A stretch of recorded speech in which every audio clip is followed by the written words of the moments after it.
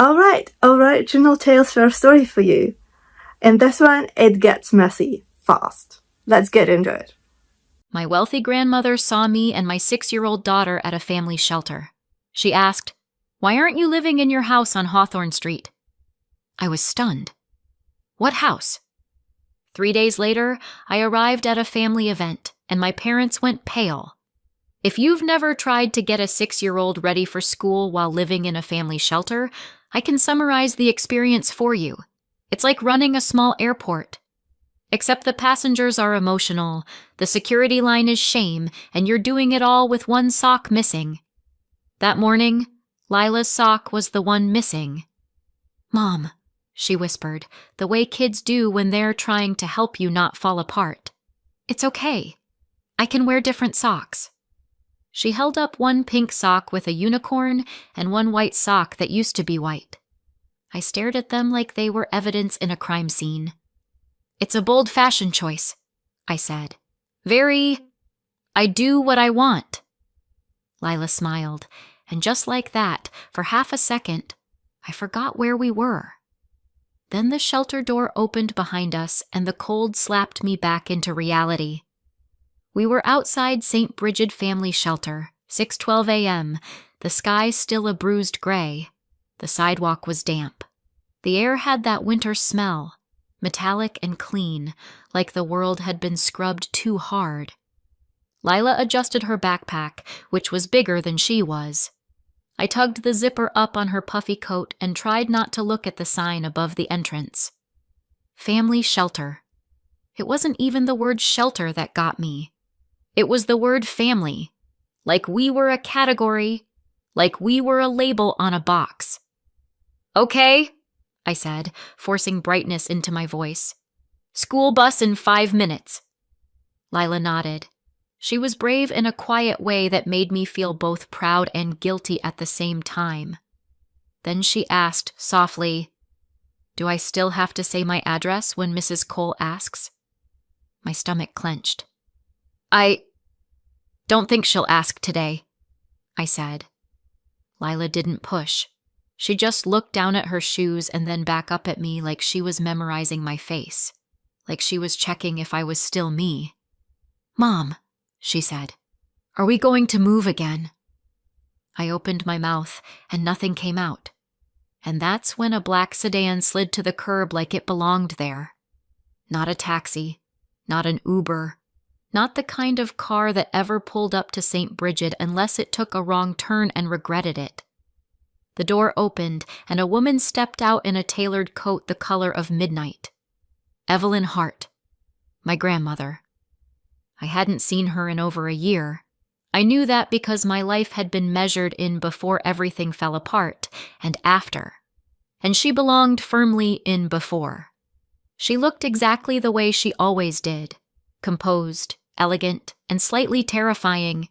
Not in a cruel way, in an "I once ended a boardroom argument by raising one eyebrow" way. Her gaze landed on me first, and I saw recognition, then confusion. Then it landed on Lila. Something changed in her face, something quick and sharp, like a crack in glass. She looked up at the sign above the entrance, and then she looked back at me. "Maya," she said, and my name sounded strange in her voice, like she hadn't said it out loud in a long time. "What are you doing here?" My first instinct was to lie, not because I thought she'd judge me, because I couldn't stand being seen. "I'm fine," I said, which is the default lie of exhausted women everywhere. "We're okay. It's temporary." Evelyn's eyes flicked down to Lila's mismatched socks, and then to my hands, red and dry from too much sanitizer, too much cold, too much life. Her voice went quieter. "Maya," she said again, "why aren't you living in your house on Hawthorne Street?" The world tilted. I blinked at her. "My... what?" She didn't repeat herself like she thought I was stupid. She repeated herself like she thought I might faint. "The house," she said, enunciating the words. "On Hawthorne Street." My heart started pounding so hard I could feel it in my throat. "What house?" I heard myself say. I don't have a house. Evelyn stared at me as if I'd spoken in another language. I could see the calculation behind her eyes. She was running numbers in her head. Timelines. Possibilities. Lies. Lila tugged my sleeve. Mom, she whispered. Do we have a house? I looked down at her. Her eyes were wide, hopeful in a way that hurt. I swallowed. No, honey, I said gently. We don't. Evelyn's face went very still, and when my grandmother went still, it usually meant something was about to break. She stepped closer, not to me, toward Lila. She crouched down in front of her, which was almost shocking. Evelyn Hart did not crouch for anyone. She sat in chairs that cost more than my monthly income and made everyone else adjust. But there she was, lowering herself to my daughter's height. You're Lila, right? She asked. Yes, Lila whispered shyly. Evelyn's expression softened just slightly. That's a beautiful name. Then her eyes lifted to mine and turned sharp again. Get in the car, she said. I blinked. Grandma, get in the car, she repeated, and there was no room in her tone for negotiation. I felt heat rush to my face. Anger, embarrassment, relief, everything tangled up. Evelyn opened the back door of the sedan. I hesitated. Lila looked up at me. Mom, she said, small and steady. It's okay. And the fact that my 6-year-old was comforting me was the final straw. I nodded. Okay. Lila climbed into the back seat first, clutching her backpack, and I slid in beside her, still half expecting someone to tap me on the shoulder and tell me this was a misunderstanding. As soon as the door shut, the silence inside felt expensive. Evelyn didn't drive immediately. She just sat there with both hands resting lightly on the steering wheel, staring straight ahead. Then she spoke, very calmly. By tonight, she said, I will know who did this. My stomach flipped. She turned her head to look at me. I swallowed hard. Grandma, I don't understand. No, she said, you don't. And that tells me everything. She pulled out her phone, tapped once, and said, Call Adam. A man answered quickly. Ms. Hart. This is Evelyn, she said. Get the property manager for Hawthorne Street on the line. And I want a simple answer. Who has the keys, who is living there, and whether anyone has been collecting money off it. My blood ran cold. Money? I stared at her profile, at the set of her jaw, at the calm way she said those words like she was ordering coffee. And I realized I was not just embarrassed. I was standing on the edge of something much darker. If you'd asked me 6 months earlier if I thought I'd ever be living in a shelter with my daughter, I would have laughed. Not because I thought it couldn't happen, because I thought it couldn't happen to me. That's a dangerous kind of arrogance, by the way. It doesn't protect you. It just makes the fall louder. 6 months earlier, I was still working as a nursing assistant at St. Jude's Medical Center. 12-hour shifts, call lights going off like a slot machine, people asking me for things I didn't have. Time, answers, miracles. I was exhausted, but I was surviving. And then I moved in with my parents. It was supposed to be temporary. It always starts with temporary. My dad, Robert, had that calm, reasonable voice that people believe. My mom, Diane, had that soft smile that made her sound like she was doing you a favor, even when she was cutting you off at the knees. These days, I call them by their first names.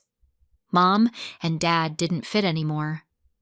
You can stay with us until you get back on your feet, Diane said. Lila needs stability. Family supports family. I should have heard the fine print hiding in that sentence, but I didn't. At first, it was tolerable. My parents' apartment was small, but we made it work. Lila slept in my old room. I worked, I paid what I could, I kept my head down. Then the comments started. Not big, obvious attacks. Little ones. The kind that don't look like cruelty if you tell someone about them later. "You're always tired," Diane would say. "Maybe you should organize your life better." Robert would sigh when Lila's toys were on the floor. "We're just trying to keep the place nice." And then, one night, after I'd come home from a double shift with my feet aching and my brain half dead, Diane sat down at the kitchen table like she was about to deliver a diagnosis.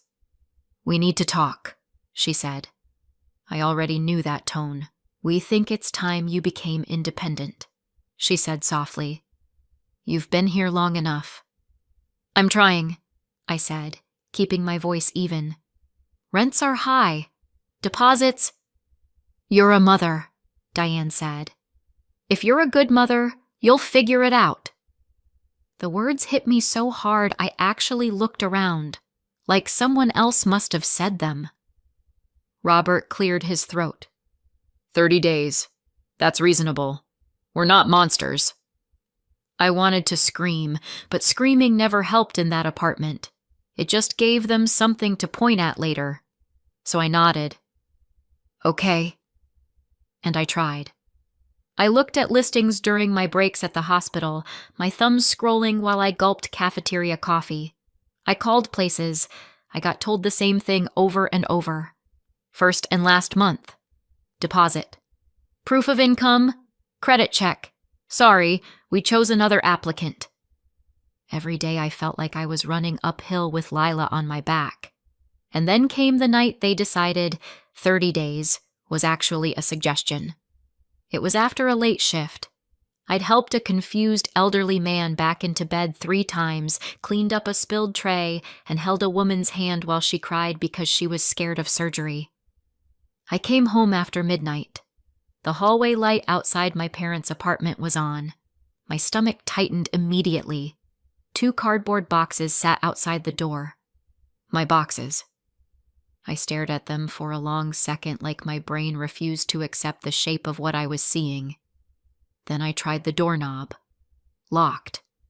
I knocked. Silence. I knocked again. Harder. Finally, the door cracked open. Diane's face appeared, calm as if this was a normal Tuesday. "You need to keep your voice down," she whispered sharply. "Neighbors." "Why are my things outside?" I demanded. Robert's voice came from behind her, bored. "We told you, Maya. Independence." "It hasn't been 30 days, I said, my voice shaking. Diane's expression hardened just slightly. "Plans change." I glanced past her shoulder into the entryway. Lila was curled up on the floor right by the shoe rack, her little jacket folded under her head like a pillow, half asleep, shoes still on, like they'd put her there hours ago so I could scoop her up and disappear without waking the whole apartment. "Where are we supposed to go?" I hissed. Diane's smile came back, thin and satisfied. "You'll figure it out. You always do." And then, as if she were doing me a favor, she added, "Don't make a scene." I stood there with my boxes in the hallway, the air buzzing in my ears. I stepped inside just long enough to crouch and slide my arms under Lila. She made a tiny sleepy sound and automatically wrapped herself around my neck. As I backed out into the hall, Diane's hand was already on the door. The door closed. Lila stirred. "Mom?" she mumbled. "It's okay," I lied automatically. We're having a sleepover." I shoved the boxes into my car and drove. I don't remember most of that night. I remember streetlights. I remember the way my hands shook on the steering wheel. I remember sitting in the car with Lila asleep across the back seat, her small body curled like a question mark. I remember thinking over and over, how did this happen? The next day, I tried to fix it. Because that's what I do. I fix things. I wipe down messes. I lift people who can't lift themselves. I called Diane. She didn't answer. I called Robert. He answered once. "We're doing this because we love you," he said, like he was reading from a script. "Tough love." Then he hung up. I went to work anyway, because the rent I didn't have wasn't going to pay itself. By day 3, my cheeks were hollow from stress and my stomach hurt from cheap gas station food. I tried a motel. 1 night. 2. Then the money ran out. A school counselor noticed Lila was quiet, asked if everything was okay. I lied. Then the counselor asked again, gently, and I saw Lila watching me with those big eyes, learning from me how to lie to survive. So I told the truth. And 2 days later, I was filling out shelter intake forms while Lila sat beside me swinging her legs. The intake worker was kind but tired, like she'd seen too much. "We need your information," she said. "We need to know where you stayed last night." "In my car," I said. She nodded like she was checking a box. Lila leaned toward me and whispered too loudly, "Is this our house now?" The woman flinched. I smiled too hard. "No," I said quickly. "No, sweetheart." I wanted to add, "This is temporary," but the word tasted like a joke. That night, Lila fell asleep on a narrow bed beside me in a room that smelled like bleach and overcooked food. I lay awake listening to the sounds of other families behind thin walls, coughing, babies crying, someone whispering, "It's okay," over and over like a prayer. My phone sat in my hand. I thought about calling my grandmother. Evelyn Hart was not the kind of woman you called to cry. She was the kind of woman you called when you needed a problem solved. But my mother had spent years training me not to bother her. "Your grandmother hates drama," Diane always said. "She doesn't like weakness. Don't embarrass yourself." And when I texted Diane after the lockout, asking if Evelyn knew what was happening, Diane responded instantly. "Grandma is overseas. She's busy. Don't drag her into this." It was incredible how fast my mother could answer a text when she wanted something. So I didn't call. I told myself I'd handle it. I told myself I didn't want to look pathetic. I told myself a lot of things. And then, on a cold winter morning, my grandmother stepped out of a black sedan outside a shelter and asked me why I wasn't living in my house on Hawthorne Street. And I realized I didn't just have a housing problem. I had a family problem, and someone had been lying for a long time. Back in the sedan, Evelyn's call was already in progress. I didn't hear the other voice, only Evelyn's side, sharp enough to cut glass. "Who signed for the keys?" A beat. "And the house is occupied." My stomach dropped. Evelyn didn't react like someone surprised. She reacted like someone confirming what she'd already suspected. "Send the file to Adam," she said. "Everything." She ended the call and finally looked at me, not with pity, with certainty. I sent one text to Lila's school with thumbs that wouldn't stop shaking. "Family emergency. Lila won't be in today. No explanation, no essay. Just the truth in the smallest, least humiliating package I could manage." Evelyn drove to a diner 10 minutes away, the kind of place with warm windows, a bell on the door, and menus that smelled like syrup. Inside, the heater blasted my face so hard I almost cried from the shock of being warm. We slid into a booth. Lila immediately found the kids' menu and started coloring a cartoon pancake like it had personally insulted her. Evelyn ordered hot chocolate for Lila without asking. I watched her do it and felt a weird wave of anger. Not at Evelyn, at the universe, because it was that easy to be kind, and my parents had chosen everything else. Evelyn lifted her phone again. "Grandma," I started, then stopped, because I had no idea what I was even asking. "What house? Why are you here? How did my life become a shelter sign?" Evelyn didn't answer my questions in the order my panic wanted. She just said calmly, "I'm going to make another call. You'll listen, and you won't interrupt." I nodded. It was the kind of nod you give a surgeon when you're on the operating table. She tapped the screen and put the phone on speaker. 1 ring. 2. Then my mother's voice. Diane. Bright and sweet, like she was auditioning for the role of loving parent in a community theater production. Evelyn! Oh my goodness! What a surprise! How are you? Evelyn's tone stayed pleasant, almost gentle. I was thinking about Maya, she said. How is she doing? I felt my stomach drop into my shoes. There was a microsecond of silence, the tiniest pause where a liar decides which version of reality is most useful. Then Diane answered smoothly, confidently, like she'd been practicing the sentence in front of a mirror. Oh, she's doing great, she said. She's living in the house. She's settled. She loves it. You know Maya. She wanted space, so we didn't bother you. I stared at the sticky table as if it might open up and swallow me whole. Across from me, Lila colored quietly, humming to herself. She didn't understand the words, but she understood tone. She glanced up once, saw my face, and went right back to coloring harder. Like she could scribble the problem away. Diane kept talking, filling the silence with cheerful nonsense. How busy she'd been, how proud she was, how family is everything. Evelyn let her. Evelyn didn't rush liars. She gave them room to hang themselves properly. Finally, Evelyn said, "That's good to hear," and ended the call. Just like that. No confrontation, no accusation, no gotcha. My throat tightened. That, Evelyn said quietly, wasn't confusion. I let out a laugh that sounded like a cough. So she knew, I said. She knew the whole time. Evelyn's eyes stayed on mine, steady and sharp. She knew enough to lie without thinking, she said. That tells me what I need to know. Lila slid her coloring page toward me. Mom, look. I made the pancake purple. I forced a smile so quickly it probably looked painful.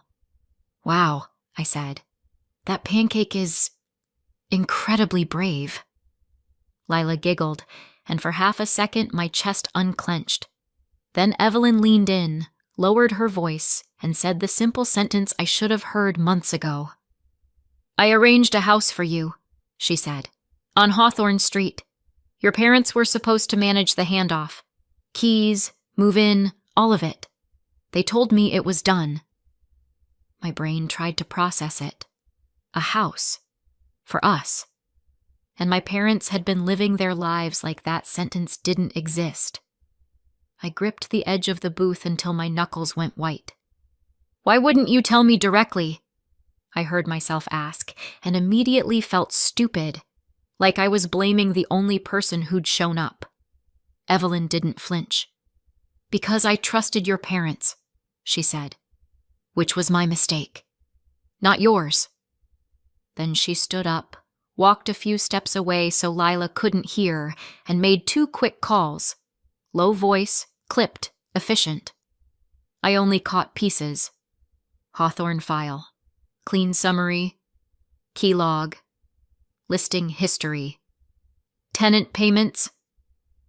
Yes. Today. When she came back, she didn't sit down like she planned to linger. She sat down like she planned to move. You're not going back to that shelter, she said. My pride tried to stand up and argue. My exhaustion shoved it back down. Okay, I whispered, which was the most honest word I'd said all day. An hour later, Lila was bouncing on a hotel bed like it was a trampoline, and the world had never been cruel. She found the little complimentary soap, sniffed it dramatically, and announced it smelled like a fancy grandma. Evelyn stood by the window, phone in hand, watching traffic like she was watching a battlefield. She didn't tell me everything. She didn't have to. The point wasn't details yet. The point was that something was happening. Something I didn't have to carry alone. That night, after Lila fell asleep in clean sheets with her stuffed rabbit tucked under her chin, Evelyn sat at the small table by the window and finally spoke again. Your parents are hosting an event, she said. Important to them. A venue, relatives, speeches, the whole performance. My stomach tightened. When? Evelyn's gaze stayed on the city lights. Soon, she said. And we'll be there. She didn't say it like a threat. She said it like a decision already made. 3 days later, I stood in the hotel bathroom staring at myself in the mirror. I looked like a version of me that had been put through a washer cycle and hung up to dry in a storm. Evelyn had insisted I buy a dress. Not an expensive one. Just a clean one. A simple one. You don't need armor, she'd said. You need dignity. I wasn't sure dignity came in polyester, but I appreciated the sentiment. Lila wore a little blue dress and tights. She twirled once in the hotel room and said, I look like a princess. You do, I said, and my throat tightened. On the ride over, my stomach twisted so hard I thought I might vomit. What if I freeze? I asked quietly. Evelyn didn't look at me. Then I'll speak. What if they deny everything? They will, Evelyn said. What if everyone thinks I'm... I stopped, because I didn't even have a word for it. Evelyn glanced at me then, her gaze sharp but steady. Maya, she said, you've survived worse than a room full of liars. The car pulled up outside a venue I'd never have picked in my life. One of those hotel event spaces with soft lighting and hard smiles. The sign by the entrance read, Hart Collins Family Dinner. Of course it did. My mother loved an event. Not because she liked people, because she liked witnesses. Inside, there were relatives I hadn't seen in months. Aunts, uncles, cousins, people with opinions and casseroles. Except the casseroles had been replaced by catered hors d'oeuvres served on trays like tiny edible bribes. At the far end of the room, there was a projector screen set up and a microphone. Because my mother couldn't serve dinner without also serving a narrative. Before we went in, Evelyn stopped at a side door and spoke briefly to a staff member. A woman nodded and opened a small private room next to the banquet hall.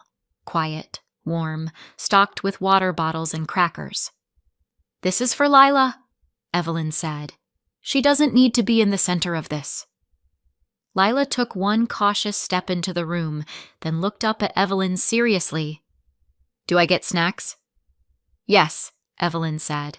Good ones. Lila accepted that like it was legally binding. A trusted assistant stayed with her. Lila waved at me, completely unaware she was being protected from the family apocalypse. Then Evelyn looked at me. You go in first, she said. I knew what she was doing.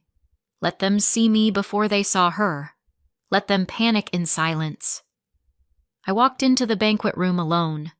The chatter softened, then resumed, the way people do when they sense something but don't want to be the first to acknowledge it. Then Diane saw me. Her smile appeared automatically, then glitched, like a bad Wi-Fi connection. Her eyes flicked over my dress, my posture, the fact that I wasn't wearing I'm drowning on my face anymore. Her hands tightened slightly around her wine glass. Robert noticed a second later. His laugh died halfway through. His jaw clenched like he was biting down on a thought. Neither of them moved toward me. They didn't ask where I'd been. They didn't ask how Lila was. They did what people do when they're trying to calculate danger. They smiled and waited. I stood near the edge of the room and let the silence do its work. Dry humor is sometimes the only thing that keeps you from screaming, so I let myself have one thought. Look at us. A family dinner. The kind where everyone pretends the most important thing is the seating arrangement. A minute later, the room temperature changed. Evelyn Hart entered, calm, unhurried, completely in control. Beside her was a man with a slim folder and a laptop bag, the kind of person who looked like he'd never raised his voice in his life because he didn't need to. Diane went pale. Not, oh, you surprised me, pale. More like, I just realized my entire plan has a hole in it, pale. Robert straightened his shoulders, the way he did when he wanted to look like the victim before anyone had accused him of anything. Evelyn nodded to a few relatives like she was simply attending dinner. Then she looked at my mother. "Diane," Evelyn said lightly, "before we eat, I'd like to clear up something you told me." My mother's smile tightened. "Of course, Mom." Evelyn's voice stayed calm. "You told me Maya was living in the house on Hawthorne Street," she said. The room quieted, not because everyone suddenly cared about Hawthorne Street, but because everyone suddenly cared about Diane's face. Diane's eyes darted. She set her glass down as if it had become heavy. "Well," she said, laughing too fast. "Yes, she—" Evelyn held up a hand. "Let's not do this with guessing," Evelyn said. "Let's do it with facts." She nodded to the man with the laptop. He stepped forward and plugged into the venue's projector like he'd done it 1,000 times. The first slide appeared, Hawthorne Street. Summary. A murmur ran through the room. Diane's mouth opened. Nothing came out. Evelyn didn't speak like she was giving a courtroom speech. She spoke like she was reading the weather. "This house was arranged for Maya and Lila," she said, and the screen showed a simple line to match. Next slide. "Keys released to Diane Hart Collins. July." Evelyn let that sit for half a second. Then another slide. A listing screenshot. The Hawthorne house marketed as a furnished rental. Photos of the living room, the kitchen, the bedroom. People leaned forward. Diane's hands started to shake. Next, a lease summary. Names blurred, dates visible. Tenants moved in, August. And then the slide that made the room go dead quiet. A payment instruction page from the property manager file. Rent payout account, provided by Diane and Robert. Evelyn's voice didn't rise. "Diane," she said, "you didn't just take the keys." She looked around the room, making sure everyone heard. "You rented out the home meant for my granddaughter and my great-granddaughter, and you had the rent sent to an account you controlled." Robert snapped first, loud, trying to take back the room. "This is inappropriate," he barked. "This is a family event." Evelyn turned her gaze to him. "Yes," she said. "That's why I'm doing it here." Diane found her voice, thin and frantic. "We were going to tell her," she said quickly. "It was temporary. We needed—" "Temporary," Evelyn repeated. Her eyes flicked toward the side room where Lila was, unseen but present. "You displaced a child," Evelyn said, and the room went still. She paused, just long enough, then finished the sentence. "For profit." Someone gasped. Someone whispered, "You've got to be kidding." Diane started crying, real tears this time. "We had debts," she sobbed. "You don't understand." Evelyn's expression didn't change. "I understand enough," she said. "And I'm done funding your choices." She turned slightly so everyone could hear and said simply, "Starting now, Diane and Robert receive nothing from me. No more help.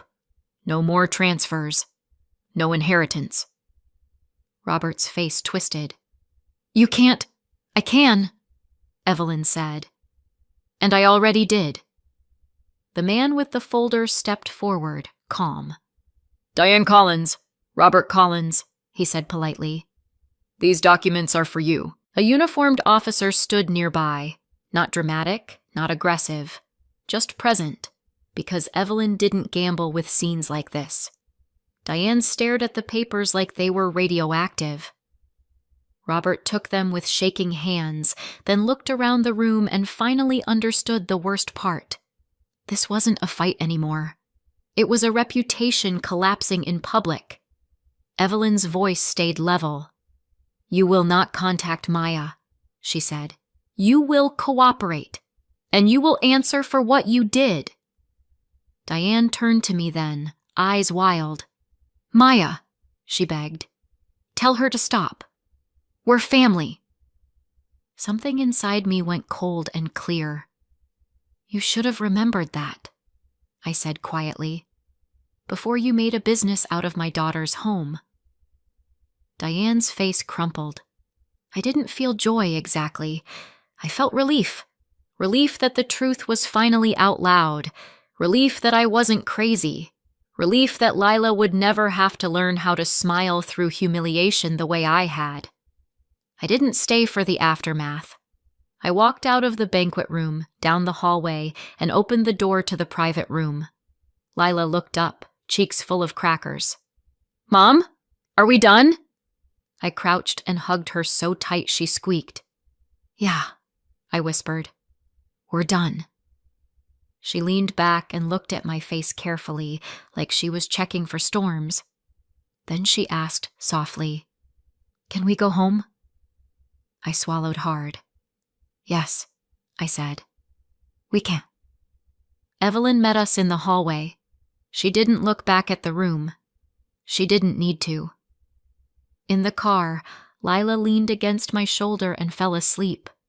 I stared out the window, hands trembling. "Grandma," I whispered, "what happens now?" Evelyn didn't take her eyes off the road. "Now," she said, "we take back what was meant for you. 6 months later, our life is boring in the best way. We live on Hawthorne Street now. Lila has her own room, her own curtains, and a crooked art gallery of drawings taped to the wall. She walks to school like the world has always been safe. That's the point. I'm still a nursing assistant. By choice, not because I'm stuck. I'm finishing my RN track one step at a time, and for the first time, my energy goes into the future instead of survival. Evelyn never paid for my life. She showed up when it mattered most, and she made sure no one could ever intercept help again.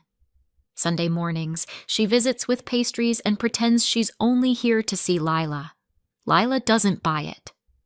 "Grandma Evelyn," she'll ask, "do you like our house?" Evelyn always pauses like she's swallowing something heavy.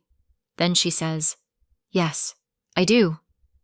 As for Diane and Robert, turns out you can't rent out someone else's home, collect the money, and keep calling it family. The rent they took didn't stay free. They were forced to repay it, and the investigation that followed made their respectable image evaporate. Once Evelyn cut them off, their hidden debts showed up like roaches under a flipped light switch. People stopped inviting them. Calls stopped getting answered. My mother tried to contact me. Not to apologize, to negotiate. I blocked the number, because I'm done bargaining for basic decency. So what do you think?